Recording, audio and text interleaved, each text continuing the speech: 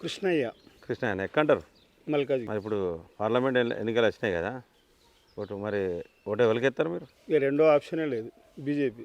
BJP అభ్యర్థి ఎవరో తెలుసా మీకు ఇక్కడ మల్కాజ్గిరిలో? తెలుసు మాకు. ఎవరు? ఈటల రాజేందర్.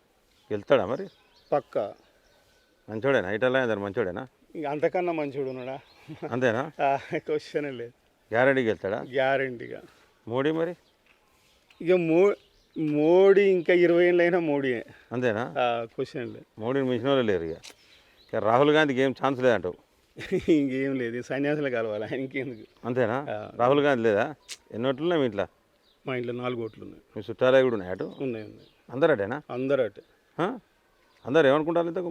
ప్రధాని మోడే ఈటలు రావాలి ఇక్కడ. అంతేనా? అసలు ఎవరున్నా చేస్తాం, ఇంకా ఈటలు కాబట్టి పక్కా రత్తడా ఈటల రత్తడా? 100% వస్తుంది. రైట్. ఎక్కడ ఉంటారు సార్ మీరు ఉండడు? నాగారం అంటే ఈ మల్కాజిగిరి పార్లమెంటే కదా?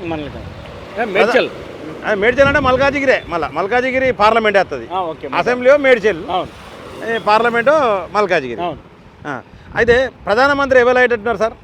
సెంట్రల్లో మన ప్రధానమంత్రి నరేంద్ర మోడీ గారే అనుకుంటున్నారు. మరి పబ్లిక్ టాక్ అయితే మీరు ఏమనుకుంటారు? మా అందాజా కూడా అదే అనుకుంటున్నాం. అదే అనుకుంటారా?